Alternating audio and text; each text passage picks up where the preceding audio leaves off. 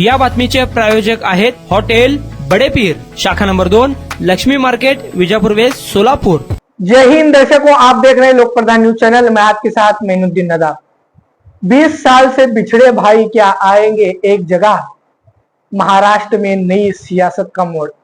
जी हाँ दर्शकों, हम बात कर रहे हैं नवनिर्माण सेना के संस्थापक राज ठाकरे और शिवसेना के संस्थापक उद्धव ठाकरे की। दोनों भाई 20 साल से अलग थे, लेकिन अब दोनों भाई साथ आएंगे, ये चर्चा सोलापुर से लेकर पूरे महाराष्ट्र भर में, यहाँ तक कि पूरे देश में हो रही है। मीडिया न्यूज चैनलों की तो ये हेडलाइन बन गई है कि दोनों ठाकरे एक साथ आएंगे। बता दें कि राज ठाकरे, स्वर्गीय बाला साहब ठाकरे ने जब अपने पार्टी की कमान, अपने पार्टी की जिम्मेदारी उद्धव ठाकरे को सौंपी, तो पार्टी से अलग होकर 2005 में राज ठाकरे ने नवनिर्माण सेना की स्थापना की और नई पार्टी की शुरुआत की। दोनों भाइयों के राजकीय मुद्दे अलग होने की वजह से दोनों भाई एक साथ काम ना कर सके। बताया जाता है कि उद्धव ठाकरे को पार्टी की जिम्मेदारी देने से नाराज होकर राज ठाकरे ने पार्टी से बगावत की, पार्टी से इस्तीफा देकर अपनी खुद की पार्टी शुरू की। अब दोनों भाई एक साथ आने की खबर पूरे महाराष्ट्र में हो रही है। शुरुआत होती है महेश मांजरेकर के यूट्यूब चैनल पर शनिवार को प्रसारित हुए एक पॉडकास्ट से। इस पॉडकास्ट के गेस्ट महाराष्ट्र नवनिर्माण सेना के प्रमुख राज ठाकरे थे। महेश मांजरेकर ने उद्धव ठाकरे के साथ गठबंधन पर सवाल किया था। इस पर राज ठाकरे ने कहा, हमारे बीच राजनीतिक मतभेद है, विवाद है, झगड़े है, लेकिन यह सब महाराष्ट्र के आगे बहुत छोटी चीज है। महाराष्ट्र और मराठी लोगों के हित के लिए साथ आना कोई बहुत बड़ी मुश्किल नहीं है, सवाल केवल इच्छा शक्ति का है। एक और सवाल पर राज ने कहा, जब मैं शिवसेना में था तो मुझे उद्धव के साथ काम करने में कोई आपत्ति नहीं थी। सवाल यह है कि क्या दूसरा व्यक्ति चाहता है कि मैं उसके साथ काम करूं? मैं कभी भी अपने अहंकार को ऐसी छोटी छोटी बातों में नहीं लाता। राज ठाकरे को उद्धव ठाकरे के साथ आने पर सवाल पूछे तो उन्होंने क्या कहा, आप खुद ही देखिए। मी का म्हटलं तुला की आज समजा शिवसेना फुटली, नाही फुटलीच तर तुम्ही अजूनही एकत्र येऊ शकता का? अजूनही एकत्र येऊ शकता का? हे अख्ख्या महाराष्ट्राचं काय म्हणतात स्वप्न आहे। नाही, हे बघा, प्रश्न असा आहे ना की या सगळ्याच्या मध्ये कुठच्याही मोठ्या गोष्टीसाठी मला असं वाटतं आमच्यातले वाद, आमच्यातली भांडणं, आमच्यातल्या गोष्टी या किरकोळ आहेत। महाराष्ट्र खूप मोठा आहे हो, कळलं का? या महाराष्ट्राच्या अस्तित्वासाठी, मराठी माणसाच्या अस्तित्वासाठी ही भांडणं आणि हे वाद आणि या सगळ्या गोष्टी अत्यंत क्षुल्लक आहेत, अत्यंत क्षुल्लक आहेत। त्याच्यामुळे एकत्र येणं आणि एकत्र राहणं यात काही मला फार कठीण गोष्ट आहे अशातला मला वाटत नाहीये। परंतु विषय फक्त इच्छेचा आहे। हा एकट्या माझ्या इच्छेचा नाहीये विषय आणि माझ्या काही स्वार्थाचा पण विषय नाहीये। मला असं वाटतं आपण लार्जर पिक्चर बघणं गरजेचं आहे। महाराष्ट्राचा स्वार्थ मी पाहतोच आहे। म्हणजे तर माझं म्हणणं आहे की सगळ्या महाराष्ट्रातल्या राजकीय पक्षांमधल्या सगळ्या मराठी लोकांनी येऊन एकच पक्ष काढावा। जवाब देने में उद्धव ठाकरे ने देरी नहीं की।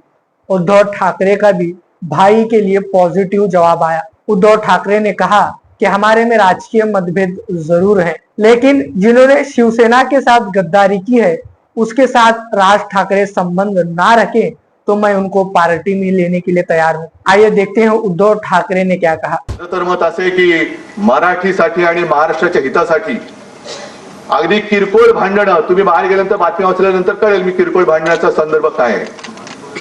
किरकोळ भांडणं बाजूला ठेवायला मी सुद्धा तयार आहे आणि मी सुद्धा सर्व मराठी माणसांना या हितासाठी, महाराष्ट्राच्या हितासाठी, मराठीसाठी एकत्र येण्याचं आवाहन करतोय। पण माझी अट एक आहे की जेव्हा आम्ही लोकसभेच्या वेळेला सांगत होतो की अरे महाराष्ट्रातनं गुजरातमध्ये सगळे कारभार घेऊन जात आहेत, उद्योग घेऊन जात आहेत, तेव्हाच जर का विरोध केला असता तर आज ते सरकार तिकडे बसलं नसतं। आज तिकडे महाराष्ट्राच्या हिताचा विचार करणारं सरकार आपण केंद्रात बसवलं असतं आणि राज्यात सुद्धा आपल्या महाराष्ट्राच्या हिताचा विचार करणारं सरकार बसलं असतं। त्याच वेळेला हे काळे कामगार कायदे आपण फेकून दिले असते कचऱ्याच्या टोपलीमध्ये। पण तेव्हा पाठिंबा द्यायचा, आता विरोध करायचा, मग परत तडजोड करायची, हे असं नाही। महाराष्ट्राचं हित, मग त्याच्या आड जो कोणी येईल त्याचं स्वागत मी करणार नाही, त्याला मी घरी बोलवणार नाही, त्याच्या घरी मी जाणार नाही, त्याचं आगत स्वागत त्याच्या बरोबर पंक्तीला बसणार नाही, हे पहिले ठरवा। दर्शकों, आपने पूरी स्टोरी जान ली। उद्धव ठाकरे ने भी क्या कहा वो भी हमने आपके सामने रखा, और राज ठाकरे ने भी क्या कहा वो भी आपके सामने हमने रखा। अब आपको क्या लगता है, क्या दोनों भाई एक साथ आने चाहिए? इस पर आप कमेंट करके हमें अपनी राय बताएं। लोक प्रधान न्यूज चैनल से मैनुद्दीन नदाब, मेरे साथ सीनियर कैमरामैन अली शेख।